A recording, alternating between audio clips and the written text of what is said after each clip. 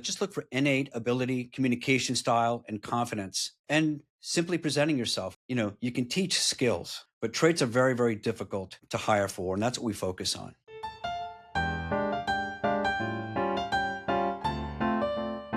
Welcome to the You Are a Lawyer podcast, Santiago Cueto. How are you today? Very good, thank you. Yes, of course, of course. So I am really excited to talk to you. You have a very interesting background, and it looks like you're specializing in business and business type transactions. Is That's that correct. true, or is that just a part of your practice?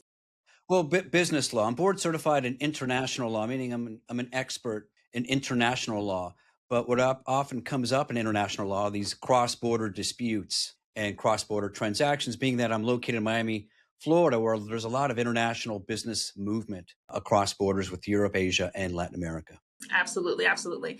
I have been to Miami multiple times, and it sounds really naive to say, but you don't think of it as being a port city until you kind of step back and you're like, oh, yeah, like it's not just cruise ships and vacation. There is a lot of That's right. business going on there. So, Santiago, would you explain to the audience why you decided to become a lawyer? What initially inspired you to go to law school? Well, I wanted to do something that involved the international world, and I grew up in Washington D.C. around the international intelligence community, and I knew I wanted to do something that involved global politics and something that wasn't just the United States. And so I got my master's in foreign affairs, and while doing that, I just saw there was a lot of legal conflict among countries and different cultural issues, and I thought that was very interesting and fascinating. And so going to law school and focusing on international law in law school would be a really cool thing for me to follow. And that's how I ended up going to law school with that vision of kind of wanting to be involved in global transactions and global business. And are you from Washington, D.C.? I grew up in Miami and moved up there when I was about 11 years old and finished my education up there. So, did you ever think about becoming a politician, or are you being political enough in your role in business law? Yeah, no, never. I wouldn't. I don't fancy myself being a politician. I'm more private and discreet, and I think that I would like to think that a lot of our leaders are doing the right thing. And I just thought I would be more valuable in the private sector, helping businesses resolve conflicts and to grow. So, foreign affairs, that's what you were interested in immediately. And I can imagine being from Miami, going to DC, right? Those are really big cities and very diverse cities. Right. What was it that you saw that you were like, oh, yeah, I think I could do this and work in this area well? Well, what's different about Miami and DC, Miami, it is international, but it's multi-Hispanic. I wouldn't call it international. So you certainly have a lot of people from all different countries in Latin America, but not so much from Asia, Europe, or Africa. Whereas DC had a mix of everything, people from India, people from Africa, people from Asia, people from Europe and Latin America. It was a true melting pot. And I was not exposed to that growing up into DC. So that's what really opened my eyes. So, you decided to go to law school. Did you know any other lawyers at the time? I didn't. I just, what was on TV at the time were just three channels and whatever was on was on. The year I moved up there, I may be dating myself, was Miami Vice just came on. And so when we moved up to Northern Virginia, metropolitan DC, like we were the coolest kids in town because this was like the TV show of the moment that everybody across the country. So that kind of warmed up our, transition. So that was kind of nice. People were like very interested in, oh, wow, you're from Miami. Is it really like that? And at the time it was. The mid 80s was kind of the Wild West here, and that's true. So, what did your family and friends say? You're like, hey, so I think I'm going to law school. And they're like, seriously? Or did it make sense since you had just studied foreign affairs? They encouraged it. My older brother went to law school and had a couple of other family members going to law school. And my parents were, I guess, in the adjacent to the political world. So I knew a lot of people that they interacted with were lawyers. So that was always fascinating for me to kind of see where that goes. Yeah. Okay. So you're working right now and you're running your own law firm. I What is that like? Because I know when you're a practicing attorney, that's very different from running a business. What's that like? It is. Well, the past couple of years, I've stepped out of really being in the business and kind of focusing on the business. I have a great team of people that I've grown over the past couple of years, and they're handling more of the day to day, going to court, writing motions, and dealing with clients, and that's been very rewarding to help mentor them. I've been doing this for almost 30 years, so it's nice to see these hungry young attorneys stepping into my role and doing what they love to do best. And of course, everything is very different than when I was a young attorney. is that a lot of these things are done now by Zoom. They don't get to experience what it's like to walk into a courtroom and to see a judge sitting, up high on their podiums and their pedestals and running into colleagues and opposing counsel. All those dynamics are really what makes being a lawyer very interesting. And unfortunately, in the post-COVID era, so many things and hearings are conducted virtually by Zoom that it's very, very hard, at least in Miami, to get into a real live courtroom nowadays. And what's interesting was we just opened up pre-COVID, or we just finished building this massive new courthouse downtown to replace the old one, which was built in 1926 and just very dated. So now we have 40 courtrooms, but because we're doing everything by Zoom, that the courtroom sits largely empty. We do have trials there and important evidentiary hearings, but how it was envisioned was pre-COVID, a thriving courthouse. But unfortunately, it's not going to be used as much as it could because everything's so virtual.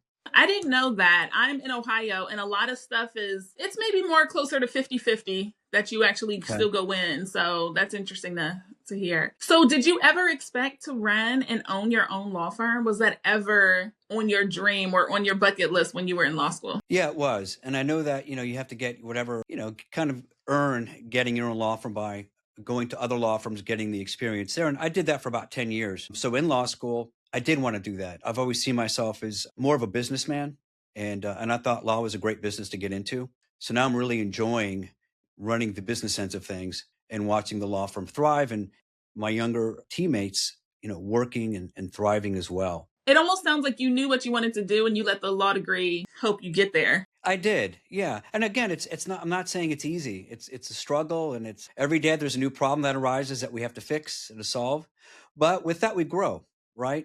If it wasn't for these problems and obstacles to get in the way, we wouldn't have kind of the wisdom of how to overcome that. But by going through them and dealing with them, you can't teach that. You have to go through it. You do. You have to go through it. You have to have that resilience, kind of in a similar way that you need that to get through law school. But then when you're done with law school and then all the responsibility is on you, right? It just feels a little bit Right. different. You mentioned mentoring your team and like being that guidance for them to look up to. Is that something that your firm is known for? Is that one of your favorite parts? Like letting the younger lawyers come in and do all the work, but know that like you're always there if they need you, if they have questions? Oh, absolutely. And I make sure my clients know that these guys, they don't work for me, they work with me. And there's a big difference. And I tell them, you have all the authority in the world. I don't want opposing counsel calling me, hey, let me speak to Santiago. No, you're the attorney handling the case. Your name is on the pleadings. They need to talk to you. Sure, it's my name on the law firm, but you're handling the case. So you need to take that authority and really lean into it. Don't let anybody say, oh, let me talk to your boss.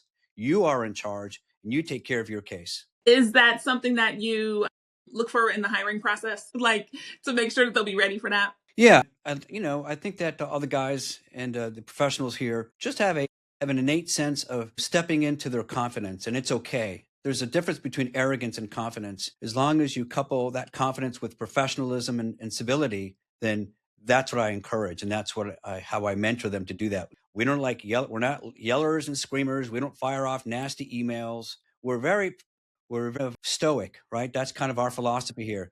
We take a very even tempered approach because judges don't like, hot tempered attorneys. I don't care where you practice. It shows lack of emotional control and a sense of equanimity that all attorneys are expected to have. So one thing that I've noticed with law firms is that there's different tiers, like internal rules. Some law firms hire the people that are right out of law school. Some law firms like, newer age lawyers, like 10 years Mhm. practicing or less. What is it like with your law firm? Are you guys looking We, for the best in all areas or what? I hire for traits first because you can always train the rest later. Of course, I look at the writing style, and those are easy to move past. You either got it or you don't. And once we get past the writing, I just look for innate ability, communication style, and confidence. And simply presenting yourself. How do you present yourself? Do you care about the little things? And that shows in the interviews. We have multi-tiered interviews. Those are important factors is look for traits. You can't train traits. You can teach skills, but traits are very, very difficult to hire for. And that's what we focus on. And is that something that you learned with your first job or the first law firm that took a chance with you? I did. They expected a lot from me. And I think everybody should expect a lot from their professional hires. And right from the get go, I'm not here to teach English. I'm not here to teach grammar. I'm not here to teach spelling. You come to me ready with those skills. I'm not your high school teacher. So I look for that, even in resumes, any misspellings, any missed formatting. Those are all cues that tell me they're not detail oriented and that, they don't seem to focus as much on writing and communications as they should. All right, very cool. So, what would you say to a younger lawyer, 5 years practicing or less, or law student about what they could do with their law degree? Well, I think, not everybody can be a business person. I've seen a lot of great and talented attorneys who've gone on to the largest firms in the world and they thrive there. And some of those attorneys are just great with taking instruction and running it with it. That's a whole different trait altogether than just being kind of more business minded and taking entrepreneurial control of your law career. That takes a little bit more multifaceted skills, I guess. Not better, but just different. So, those kind of soft skills the things that you can't put on paper, the things that you have to learn, either you innately have them or you learn them from someone else from observing. That's right. In marketing, of course, if you don't have sales and marketing first, you don't have any business. Whether it's a law firm you're running, an accounting firm, a plumbing business, an HVAC business, sales and marketing are number one. And nowadays, that's what I tend to do more of sales and marketing because if you don't do that, you don't have a law practice. You can have a nice, fancy Ivy League diploma on your wall, but if nobody knows you exist, you're never getting any work. Likewise, the other side of the coin is, if you went to a not so great school and everybody knows you and you're involved with the community and you do well and you serve others, I think it's easy to see who's going to get the business. I believe in that wholeheartedly. I think that everything is marketing, especially interviewing, especially resumes. Everything is marketing. You're always presenting a story. What would you say to a law student who's like, no, I don't need to worry about that. I just need the job. I need to crush this on campus interview and that's it. Well, okay, they can maybe, let's say, they say fake it till you make it. You can let's say call it fake it through your interview, but you will get called out in the first, I would say very early on, the first couple of weeks or even months. If you're doing this from a disingenuous standpoint and looking just to get your foot in the door and not really willing to add value and to improve your skills, because this is an ongoing thing. So those that think, "If I went to law school, I know everything I need to know." Well, that's a recipe for failure. They need to embrace learning, listen to their peers of what could be done better, what arguments could be done better, and take the time outside of work to read cases and see how deals are structured. I read the Wall Street Journal every day for the past, 30 years, just a newspaper. And it's not just business. It's more these days, it's more lighthearted with lifestyle. And, it's a nice place to get started in learning the business world. Yeah, I feel like, especially right now in 2026, you have to know more than what's in your bubble. Mhm. And so, even if you are, I mean, you're going to get a variety of articles in a Wall Street Journal, you're going to get a variety of articles, a variety of interests being in business law as well. Right. Did you ever have to change practice groups or practice areas, or did you know what you wanted? And since day one, you were always doing business law? Well, there was a small window of my career where I was doing a lot of representing in a lot of these major corporations doing corporate defense. And it sounds exciting, but I found it kind of boring. So I didn't want to do a lot of corporate defense work. I still do it to this day, but I've mixed it up with also prosecuting cases on behalf of corporations who need to enforce their contract rights or intellectual property rights. And in addition, helping them forge deals and transactions. And so it's not just defending corporations, but also helping them advance their cases when they need to do it, go in arbitration. And what I like these days doing most is having these M&A deals. I think that's really exciting. Instead of being an adverse party in a case, you're actually helping both sides move the ball forward. Yeah. And I think that's nice. Yeah. And you said M&A cases, those are mergers and acquisitions? Right. Yes. Okay. And so, what I'm trying to think about it, what level of clients are you working with? Is it multi-million dollar? Is it $1 billion?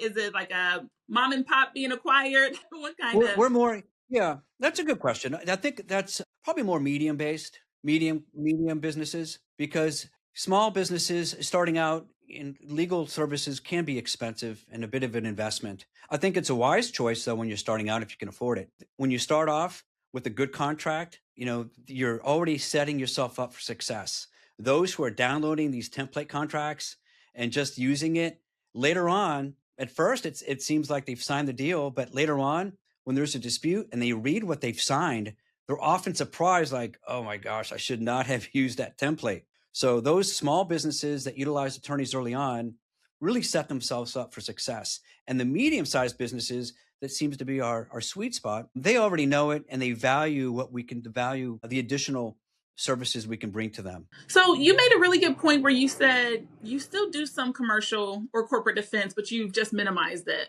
mixed it up with your other Right. practice areas. I talk to a lot of people who are just like, that's it, I'm out, I'm done being a lawyer. And I'm like, there's 2,000 different practice groups. How did you make that decision where you were like, it's still money, I'll keep it, I'll just make Right. it smaller? What was that like? Right. Well, when other corporations started to come to me and companies, hey, there's this breach of contract. I want to sue my vendor. I want to sue my partner. I want to sue my investors and get my money back. Right. Money is a big motivator when you're losing it, or if somebody stole it from you, or if somebody breached a contract.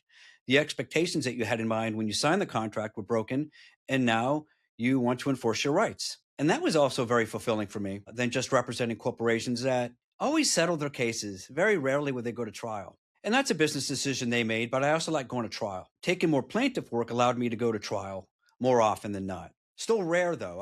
I got to say it's more rare to go to trial these days because everybody's tends to settle, and a lot of times that's a good idea and a good move because litigation can be very expensive, very mentally draining, and at the end of the day, you don't control the narrative because with the jury trial, for instance, there's just a bunch of strangers that don't want to be there that may not like you for something that's outside of your control, or they may like you for something that's not fair to the other side. It's such a wild card. That's why most cases, even the big ones, tend to settle at mediation. So it sounds like it was like a leadership and growth decision for you to say, people are coming after me for this. Clearly, I have a skill. Clearly, people I'm known for doing this corporate litigation. I'll keep it. I'll just make sure it's just a smaller part. Right. Yeah. And enhancing the practice areas that we have a natural affinity to. So I was working with other firms, I did what they gave me dutifully and I did it well. But then when I was presented with having my own law firm, well, now I get to choose what cases come in and the basket, my portfolio of cases, I got to shift that around. And that's been very rewarding. Yeah, absolutely. So, two more questions here. When I was in law school, I remember taking a business entities course, corporations course. Did you take anything like that? And would that prepare you to be a business lawyer, or is it very different on the practice side? No, I did. I think that allows even contracts. That's just a great foundation for any practice in the business world. I still remember stuff, 30 years ago in my corporations class, the business judgment rule, for instance, that's like the get out of jail free card for a lot of cases, right? Because it's very subjective.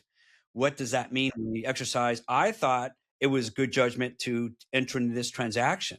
It's a very subjective thing. As long as you thought it was good, then you've satisfied the business judgment rule. And that was all the way back from corporations 30 years ago. So to your point, I think it's very valuable to take those classes. You'd be surprised how much you remember and retain. Yeah, absolutely. Well, this makes 10 years since I got out of law school, and I still definitely use it every day because everything you do, the law is involved.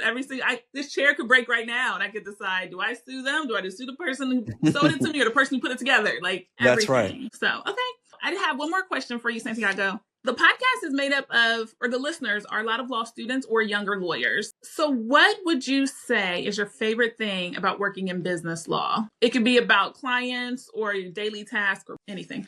I guess it's about meeting clients. I think in the business world, you have a lot more opportunities to network and to go to business conferences and to meet potential clients and run into your current clients. So I think I'm a people person. I like, face to face interactions. So I think that, and there may be other practice areas that are like that, but just from my own experience, what appealed to me about it was working with people one on one, not just through their executive team, but I'm working with the close leadership team of these companies, and that's very fulfilling and very rewarding. And a lot of them have become my friends, which is always nice. I love that. Well, thank you so much. Would you let the audience know where they can find you and how they can stay in touch? Sure. I'm at cuetolawgroup.com. You can Google me, Santiago Cueto. I'm all over the place. I have a bunch of YouTube videos. I have a book that just came out, Winning Lawsuits in Florida. I would say writing is a good tip for your young lawyers and law students. Writing is a good way to get yourself known. Yeah, like blogs and things like that, or just even a good social media caption or what?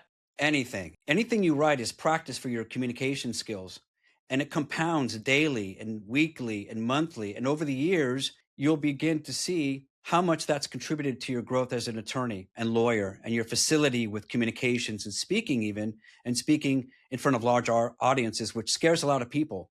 But if you practice daily writing, it becomes surprisingly easy to interact with people. if you practice that skill, and you get to market yourself better with blogs or wherever you submit these articles to is very helpful for your growth. That's a really, really good point. I recently started Toastmasters. I started in December. It's a great And organization.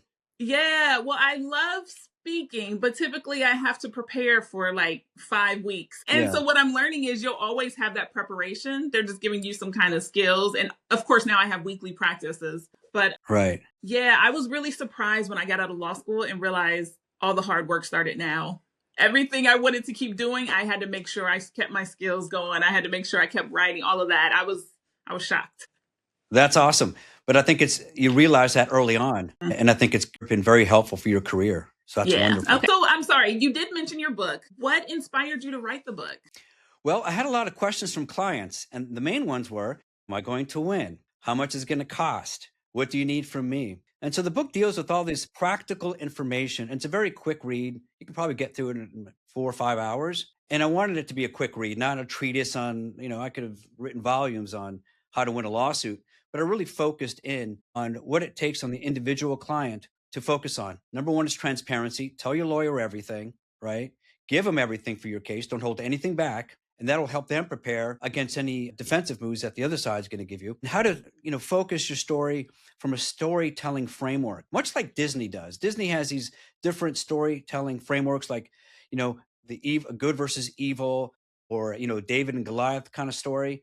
You want to frame that early on. And those kinds of things really appeal to juries, really fasten and structure the narrative the right way. You can really maximize your chances of winning. Should you ever get to trial, like I said, it's rare, but when you do, these kinds of skills will help you maximize your chances of winning. And that's why it's called winning lawsuits in Florida, but it's applicable, I think, with disputes around the world generally. It's really human nature based, what people want to hear and how they tend to psychologically side with one side or the other. Yeah. And so I know I keep saying last question, but one more. Out of 30 It's years of okay. practice, why did you decide to write a book now? What finally was like, okay, it's time?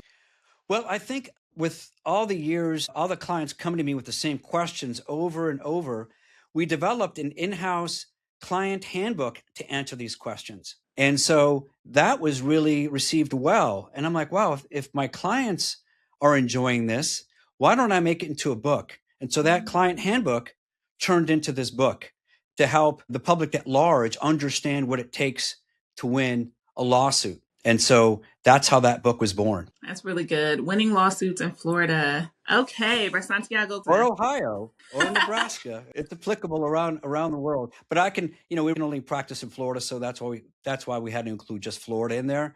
But it really is applicable, the general principles of the book, at least, really with resolving disputes throughout the world. Yeah, I love that. And I will make sure that we tag it in the episode's notes. So thank you so much for this. Thank you so much.